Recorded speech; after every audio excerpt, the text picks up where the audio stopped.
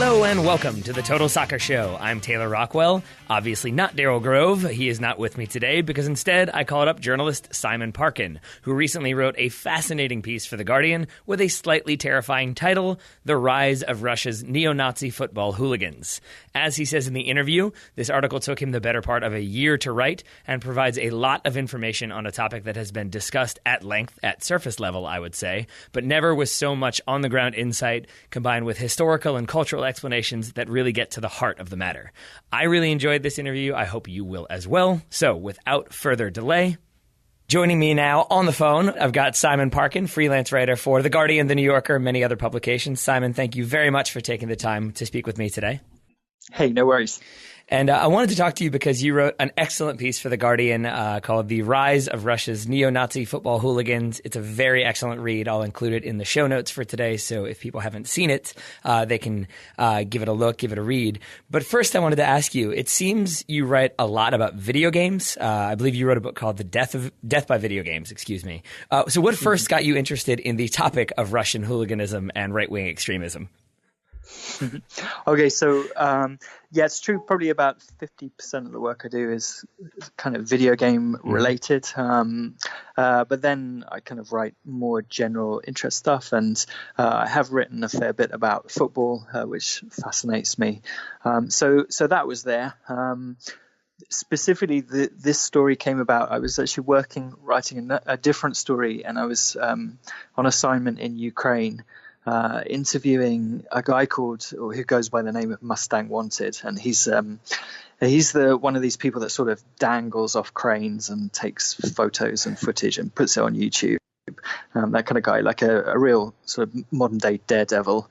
And while we were just chatting, and he pulled out his laptop, kind of in a down moment, and said, "Here, let me show you this." And he kind of put a video up on his screen that he'd taken recently of a forest fight in Ukraine, and I mean, it's very dramatic footage, like something out of a movie. He filmed it using drones, and there's sort of this completely empty forest clearing, slightly misty. It was obviously early in the morning. And sort of out of the mist, these two groups of very burly men sort of padded towards each other, and the camera was kind of swooping around them. And then when they met, they just kind of had a full all-out brawl. It was quite sort of spectacular, but also unsettling, and in that way that violence can be. And it was like it was the real deal, they're probably slugging it out and losing teeth and all that kind of thing. And so he explained that he'd recently got into this kind of thing, forest fights, and that it was this, sort of up and coming thing in Eastern Europe and Russia. It had originated in Russia, he explained. And it was typically groups of football hooligans who, not wanting to attract the attention of the police, were taking their fights to secluded areas, and having some sort of loose rules to make sure no one got killed or anything like that. But and it sounded like a pretty fascinating thing. So from there, I just sort of started reading up on it, and from there that sort of led back to what it had come out of Russian hooliganism really in the 90s, early to mid 90s, and from there started reading a lot more about the ways in which Russian hooligans had sort of mimicked the English hooligans of the 80s, and had also imported a lot of their racism and in some cases extreme far right beliefs and behaviors. Well, from my understanding of English hooligans in the 1980s, they were not fond of journalists.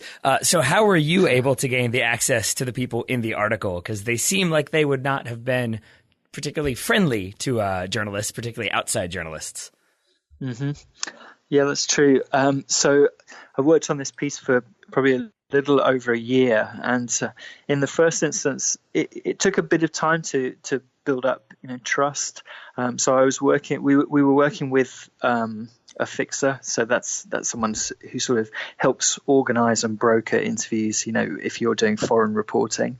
And so she was very helpful in getting us contacts. And then I was also the photographer who I worked with on the piece, an American guy called Pete Keyhart. He was also very good at sort of talking, finding out some of these guys and then just chatting to them and sort of becoming friendly. So we sort of built up trust that way. And a few of these guys agreed to be interviewed. And then after a few months, while we were planning our trip to go over and meet them, the BBC, which is our sort of main national broadcaster in the UK, put out a program along similar lines, just sort of looking at Russian hooliganism this was about a year or 18 months ahead of the World Cup, and just going, is it going to be a problem?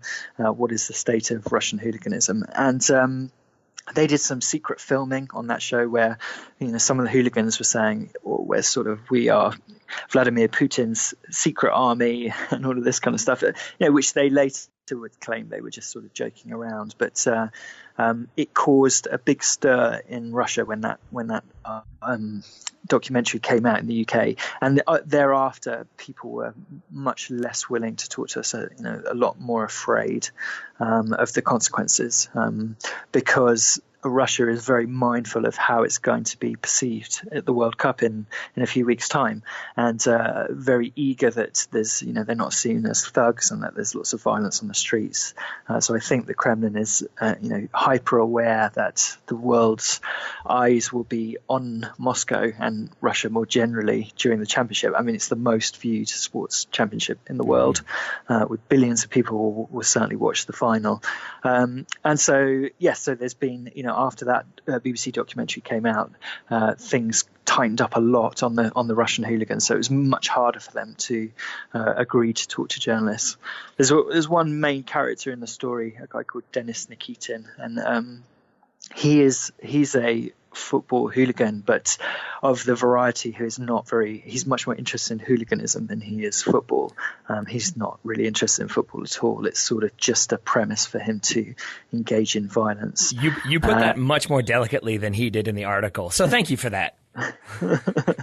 Yeah, well, and I just bring him up at this point because he spent quite a lot of time with us when we got over to Moscow, and I did ask him at one point. I was like, why are you talking to me? There will be lots of people who read the things that you say and think, violently disagree with your perspective. He is someone who is very comfortable saying, I'm a racist, that's what I believe, and self-identifies as a neo-Nazi. And he said to me, well, for every 99 people who think that my views are abhorrent, there might be one person who goes, this guy might be onto something. So, for him, I think that's why he agreed to speak to us. So those terms are very important that you just said, and that's one thing I wanted to ask you about is we hear of hooliganism, and it can be, in movies and TV shows and whatnot. But it seems like there is a line between hooliganism and right-wing extremism and then neo-Nazism.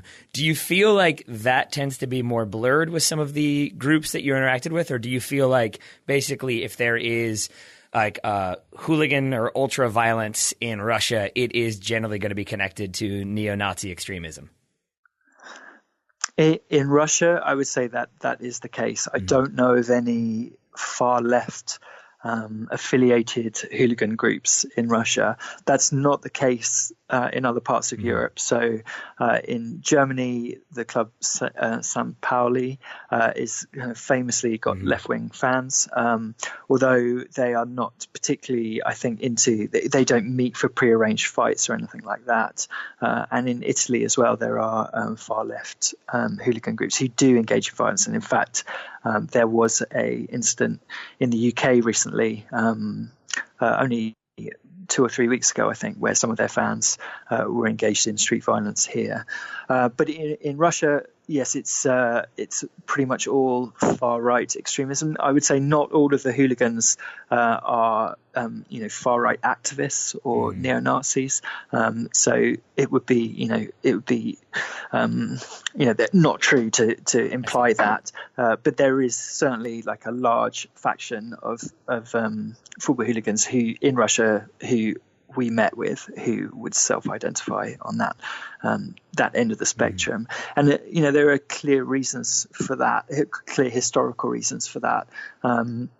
partly, as we alluded to, in the early 90s when these groups were sort of springing up for the first time in Moscow, they were copying the English hooligans of even the 60s, 70s, and 80s, who were typically neo-Nazis. And in the UK, that again was quite deliberate. The far right parties, such as the National Front and the British National Party, would seek to, they would hand out pamphlets at games, at matches, hand out their magazine, and they would seek to appeal to young, disaffected youths, men who were looking for somewhere to belong, who were maybe violent, inherently violent, and wanted to brawl, and they kind of sought to give them an ideology to peg that to. So that all happened in the UK in the 80s, very well documented. Mm-hmm. And I think that was sort of copied a bit in Russia, that it all came, the idea that Celtic symbolism, which is often associated with the far right in Europe, came with the territory of being an ultra or a football hooligan. Those kind of slogans that you'd see in the stands, which are now sort of, they've really clamped down on in Moscow, but certainly, in the early 2000s, you'd see a lot of that. And then, of course, in the same way as in England in the 80s and 70s, that these political entities would seek to sort of co-opt the young men to their causes, that also happened in Russia. And in the mid to late 90s and early 2000s, Russian politicians would seek to appeal to the hooligan vote almost. So they would lay on transport to away games, for example. Russia's a very large place. It's sometimes very expensive to get to an away game, and they would lay on transport to enable fans to do that. And in some cases would, give them appointments within the party, paid roles. So there was this sort of almost like a conveyor belt of young people coming in at 11 and 12 into the stadium, and then starting to sit with the ultras, and then sort of almost being radicalized, if that term's not too kind of wide of the mark, to believing or affiliating with far right ideals and ideas. So, as you pointed out in the article, after the violence at the Euros, there was Russia's then sports minister said it was a setup, that maybe this hadn't actually happened the way it was being depicted, the violence that is. Igor Lebedev, the deputy chairman of the Russian parliament, tweeted, "Well done, lads, keep it up." That doesn't really sound like a criticism or a harsh rebuke. So do you think this response was meant to sort of downplay the severity of the situation, as in maybe the Russian government or certain Russian officials thought this isn't as big as people are making it seem? Or do you think it feeds into maybe a larger issue of the relationship between these ultras and the far right in Russia? Well, I think there were a few things going on. So in Marseille in 2016, there were coach loads and plane loads of Russian fans flew over to Marseille, and many of them had the idea that they were going to single out the English fans. And it was almost like this idea of, we're going to exert our dominance and show that the English football hooligan is sort of dead. It's a relic of the past, and the Russian hooligans are now dominant. So that was sort of what they were thinking. And I think some of those initial comments from people like Lebedev were sort of cheering them on in that, because it was promoting on a global stage in front of the world's cameras this vision of Russia as being powerful, strong, dominant over some of its Western rivals. So that was kind of the knee-jerk reaction. At the same time, this sense of injustice of the West and media always promotes us unfairly. There were only 200 Russian fans. How could they have taken down so many English? And in slight fairness to them, two English hooligans were also arrested during those brawls. So it's not like they were just kind of, the Russian hooligans were sweeping through the town, facing no resistance. The other side did put up a fight, and I think everyone would say soundly lost. Many of the injuries that were sustained by the English fans were pretty major, and the police who were trying to keep order on the streets reported it being the Russians almost moving like a paramilitary entities, highly trained. They weren't drinking in the way that you might stereotypically think of an English hooligan, kind of being a lager lout or whatever is what we call them over here. These were they were very fit. Many of the current crop of Russian hooligans work out and semi-professional MMA fighters. So it's a slightly different class of kind of violent man that we're dealing with here. So all of that to say that I think the initial reaction was partly to say, well done, the Russians look really good on the stage. Also, hang on, this is slightly unfair. It wasn't just us that have done it. So that was on the first day. And then the kind of organisers of the championship then, in the light of the violence, threatened to kick Russia out of the championship. And I think probably there was some conversations back at the Kremlin when they were like, hang on a second, we've got the World Cup coming up in 2 years. We don't want to scare tourists off. We don't want, there's going to be a huge amount of people coming to our city, bringing with them their money. And we don't want to frighten people off or indeed, risk losing the World Cup as well, which, could well have happened, perhaps. So we sort of saw a bit of a backtrack in the days that followed, and Putin put out a statement. And he did sort of joke initially. He was like, I don't know how 200 of our fans could have seen off, these many hundreds of English fans. But after he'd done that, he said, we do need to learn from this experience ahead of the World Cup. And then almost immediately after that, as soon as the Russian hooligans got back to Moscow, there was a spate of arrests, and the FSB, which is what the KGB is now called, put out a list of people who were now banned from visiting football matches all the way through 2016, 2017, and up to the World Cup matches. So there were definitely, after that initial sort of bragging, we saw some action being taken by the Russians to clamp down on it. So then how connected politically would you say these individuals that we're talking about are? These either hooligans, right-wing, neo-Nazis? How represented do you think they are within the Russian government? With an eye towards, I guess what I'm wondering is, is there an issue for certain Russian officials in that if they clamp down on this, if they crack down, if they publicly come out against these groups, do they risk losing votes and losing seats almost? My sense is that, well, certainly, for a good 10 years, there was a lot of interrelation between hooligan and fan groups and politicians. So Lebedev, who you mentioned earlier, hired one of the more senior hooligans from FC Dynamo, a guy called Spriggan. He's fairly well known. I mean, he's not really a major player in that scene anymore, but he certainly was for a while, and he's met Putin on various occasions. And even the main party, Putin's party, put together a youth movement, I think they called it, which was mainly they were seeking to kind of appeal to male hooligans from the Moscow firms. What has happened, I think, really in the last couple of years is that has shown to be of less benefit. It's shown to be more damaging than of benefit. So I think what we're seeing is some backtracking and some trying to distance. And certainly, these things like the ban lists and all of the arrests make very clear that I think certainly as far as the ruling party, Putin's party goes, they are trying to make very clear that they want nothing to do with the hooligans officially, in official terms at least. One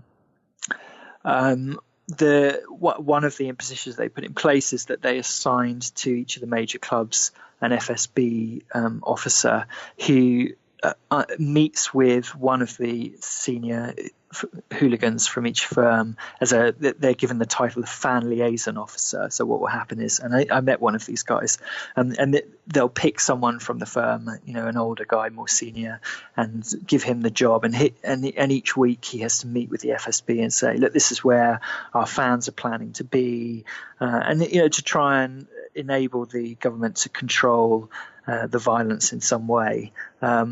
But of course, some of the so in that sense, as we approach the World Cup, I think the Kremlin's tried to put in place these structures to enable the control of the hooligans, so that they're not going to be embarrassed publicly by violence. But then, of course, hooligan groups are, they're not companies. They're not, people aren't signing contracts to join. And while the fan liaison officer might be able to control, the people around him, there are, for example, with Spartak, one of the largest Moscow football clubs, one of the hooligans I met with estimated that there are around 500 hooligans who are affiliated to Spartak in 3 major different firms, and then there are youth firms associated that mirror each of those, and then off from there tons of little splinter groups as well. And so the idea that one fan liaison officer could control all of those people, know where they're all going to be, and make sure that they all toe the party line is just impossible. So so that sort of explains some of the way that the complicated relationship, I guess, between the politicians and the hooligans as it stands today. So then, do you think people who are planning on attending the World Cup this summer, do you think there is still that threat of violence, or do you think it's more maybe isolated than it would have been had the government not have made some of the or taken some of the steps it's taken? Yes, I think Marseille sort of showed them the need to take some drastic steps, and it also gave them just enough runway to kind of put some of that stuff in place. They had a good 18 months to kind of sort it out. Mm-hmm. So I think we probably aren't going to see mass brawls in the streets. I wouldn't say that with certainty, but that would be my guess, that there will be some sort of sporadic outbreaks of violence, but they'll be isolated, fairly contained, and very quickly dissipated by the authorities. What happens after the World Cup show moves on and leaves town, that's almost the more interesting question for me, because then the spotlight is off Moscow and Russia, and what will happen? Will the FSB still take so much interest and try and control these groups, or will they sort of let them continue and carry on? So that remains to be seen. And I think that even this week we've seen some protests in Moscow against Putin being re-elected. And so there's still probably in the back of the politicians' minds that it's useful for them to have groups of fairly strong, healthy young men who could maybe, be sent round the corner to deal with that kind of thing. And also the fear as well, this is something that I was told by various people, the fear as well that if the hooligans all decided to get together to stage some kind of political demonstration, how difficult that would be to control for the police as well. So, there's sort of this tenuous relationship where they want to control them, but also to some degree want to keep them happy, I think, even after the World Cup. I watched an interview a while back with a few, I guess they identified themselves as leaders of different hooligan or ultra groups. And they basically, it seemed like their belief was that the government was going to crack down, round a lot of people up, put people in jail for basically the duration of the World Cup, and then sort of afterwards it would be maybe a little bit more relaxed. So that seems like the way it might go. In terms of during the tournament, I did want to ask, or even just in terms of normal, club competitions, how much overlap is there, or how often are these either like neo-Nazi groups, hooligan groups, right-wing groups, what have you, how often are they actually inside the stadium, or is it more so the kind of apolitical, firm members are the ones who find themselves inside the stadium, and then the ones who are more interested in battling in the streets stay outside? Yeah, it's difficult to say precisely at the moment what that split is. I think there's I can't remember the exact figure, but it's certainly at least 200, maybe up to 400 or 500 people who are on this ban list right now. And that would certainly include most of the major neo-Nazi hooligans, I would have thought, who are most likely to engage in violence within the stadium. So yes, at the moment, I would say that a lot of those guys are operating not within the grounds of the stadium, and certainly the forest fights that we were talking about right at the start, that is a venue to allow firms to fight one another, sort of away from the public and the police, and to kind of get on with it in quiet. So those people are involved in those kind of places, away from the stands, certainly. I think it's also worth saying that this is a minority of football supporters within Russia. There are hundreds of thousands of football supporters in Russia, and the vast majority of them are neither hooligans nor neo-Nazis. And there's a risk, I think, when we talk about this, it's important, of course, to talk about it and figure out what's going on and why it's happening. But it does perhaps give the impression that it's a more widespread issue than it perhaps is, in the sense of people who are going there determined to cause injury and damage to other people who are either fans of another team or ideologically opposed to them. That said, certainly in my time going to matches in Moscow, there's a certain widespread amount of just casual ambient racism in the stands from fans who wouldn't consider themselves far right. We heard very overt racist chants that would be considered completely unacceptable in America or in the UK, and just being casually sung by very young people in the stands, and no one really batting an eyelid. So I would say there's this sort of general widespread ambience of casual racism, but then the hardcore group of neo-Nazis or far right hooligans is much smaller. Do you think, this is probably stating the obvious, but I'm not sure it will ever happen, but do you think FIFA could maybe do something to be more involved to deal with this? I know today Russia was fined, I believe, £22,000 for making racist chants during Russia's friendly with France. Gary Lineker pointed out on Twitter that England were fined £35,000 for wearing poppies on their shirts during an international friendly. So it seems like maybe FIFA could be doing a bit more to take this sort of behavior a bit more seriously.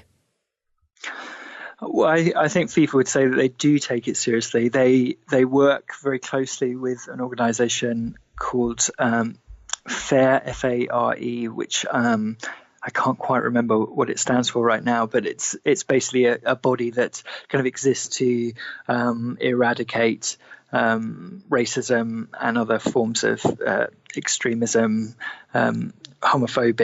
homophobia from football, particularly in Eastern Europe.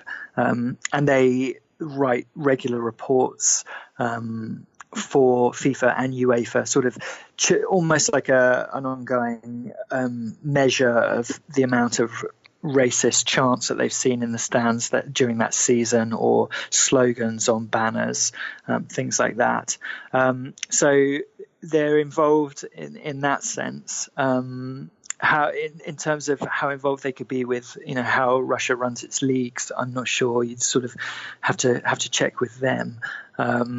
What I would say is that that one of the matches I went to in Moscow during half time, they put out an announcement in Russian over the tannoy, kind of saying, "Oh, we won't tolerate racist chants" and things like that. But that was literally 15 minutes before we heard one. So I don't know who's enforcing that stuff. But there's at least the illusion that they're trying to do something, if not the substance. I see. I wanted to go back to the forest fights for a moment there, because for me, I was not big into fighting my entire life. I don't think I've ever been in a fist fight. It seems like for some of the people you spoke to, that is far more common, and it almost seems like it is sort of culturally connected? Like you mentioned, was it the Bolsheviks that outlawed bare knuckle boxing? So it seems like, is that more of a thing that is like not necessarily common, but more familiar to maybe Russians than it might be to people in the West? And so it's less, I don't know, because I see that stuff. I've seen those videos as well. You mentioned earlier, and it does just seem so surreal and otherworldly of like, why would you want to do that? Like, go drink a beer in the bar. That seems way more useful, like an expenditure of time. Yeah. Yes. Yeah, I would say it is part of the cultural heritage. There's a tradition called, I'll say it wrong if I try and say it in Russian, but it basically translates to wall-to-wall fighting, where you have two groups of men who approach each other in kind of a flanks of lines and then just fight one another. And that has been around for at least 100 years, and I think longer. And so there is something to that that's in the national identity. And then I think for kind of young men who are interested in nationalism, obviously, reaching back into this nationalist tradition makes sense for them. Denis Nikitin, the far right neo-Nazi who I mentioned earlier, he told me that before he got into all of this, he sort of thought it was a bit silly too, and he was actually into breakdancing, I think, at the time. Yeah. And then he was at his local gym, and one of his gym mates said, "Look, I don't sort of mention this to everyone, but I think you're the kind of guy who this would appeal to. Why don't you come along to one of these forest fights?" And Nikitin did, and got involved, and I think had a go, and found that he had a talent for it. And he said, first time I got punched in the face, I found that I didn't break, that it didn't kill me, and actually I could get up again afterwards. And then I think it can become quite addictive, that feeling of elation and emotion and adrenaline, all of that stuff that you get from this, and then camaraderie as well, because it's not one-on-one fighting. You're in a group with people who have got your back and you've got their back. So all of this stuff, if you're a sort of lonely, isolated young man with a vague interest in fitness and working out, then I think it can. And nationalism, then it all sort of converges to be quite appealing. So then, final question for you, or at least final in a potential series of questions. Earlier you drew some parallels between like Russian hooliganism now and that of England in the 1980s.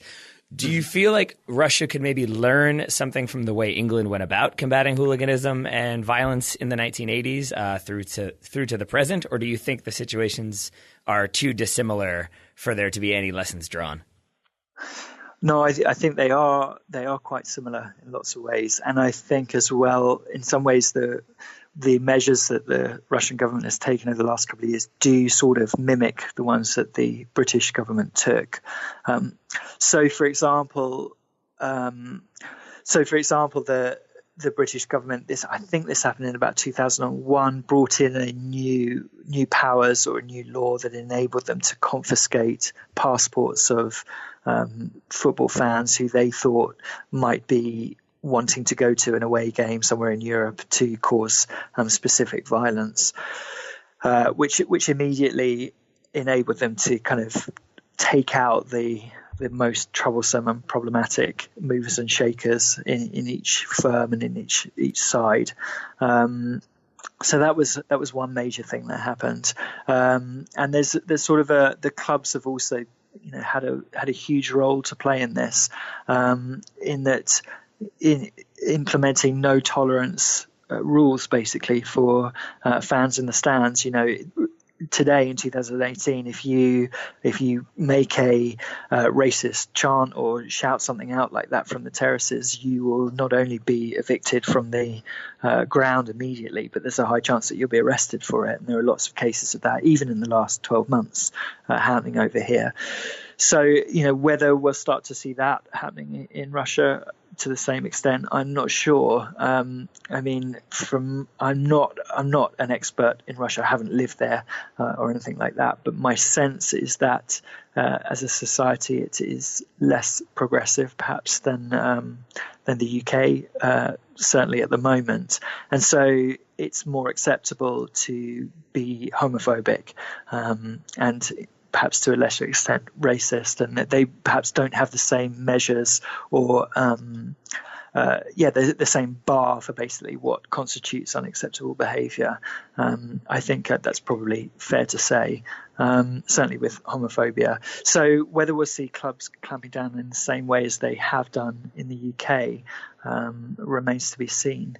But it's probably also worth mentioning that there are still evident problems with racism in British club football, as I think some of the news this week has shown. Yeah. But certainly, when it comes to the fans and when it comes to hooliganism, we don't see the mass brawling in the streets that happened in the 80s ever, really. Aside from Danny Dyer movies, right? That's the only one. Yeah, that's the main one. Yeah, definitely. There's me saying that has just reminded me that there is actually a far right league that has I can't quite remember what they've called themselves, but in the UK they've called themselves something like the Young Football Fans or something like that. So there is that stuff does still linger, but it's not. I think the techniques that both the government and the clubs have used over the last 20 years have proved to be very effective.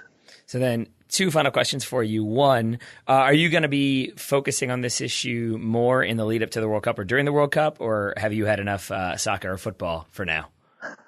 Well, I'd certainly be watching the World Cup and watching the news to see what happens.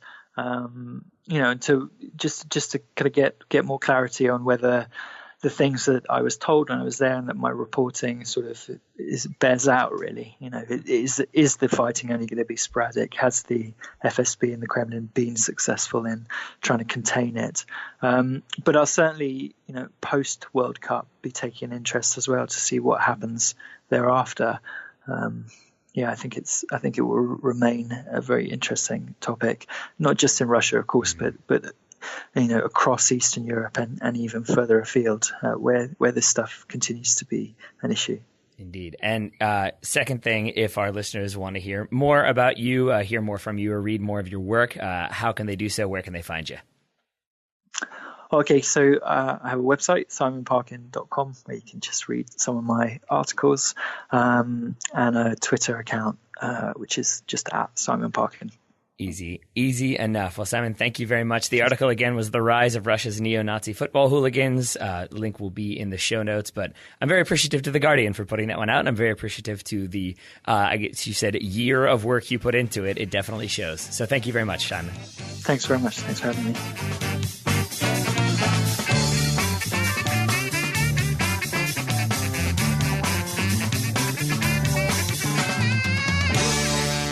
You gotta slice it.